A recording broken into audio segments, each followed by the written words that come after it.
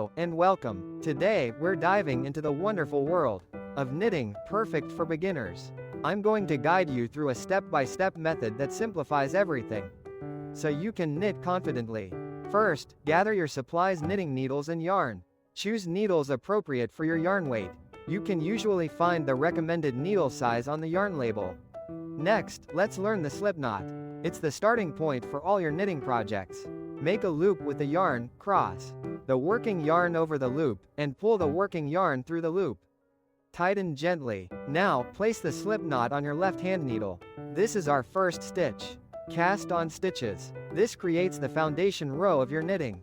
There are different casting on methods, but we'll use the simplest, the long tail cast on. Hold the yarn with the tail end in your left hand, and the working yarn wrapped around your thumb and index finger. Insert your right hand needle under the thumb loop, then over the index finger loop. Catch the yarn on the index finger and pull it through the thumb loop.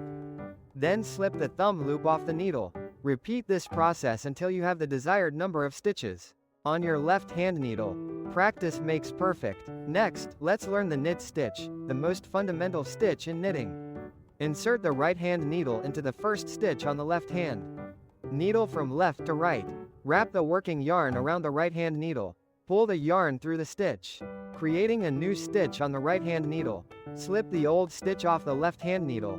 Repeat this process for all stitches on the left hand needle. You've just completed your first row of knitting. Now, the purl stitch. It's the second most basic stitch. Hold the yarn in front of your work. Insert the right hand needle into the first stitch on the left hand.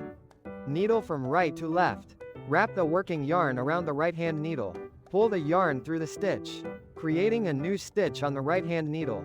Slip the old stitch off the left hand needle. Repeat this for all stitches. Congratulations, you're learning. Keep practicing the knit and purl stitches. They form the basis for most knitting patterns. To bind off, which closes your work, knit the first 2 stitches. Then, using the left hand needle, lift the first stitch over the second stitch and off the right hand needle. Knit another stitch, then repeat. Continue until only 1 stitch remains.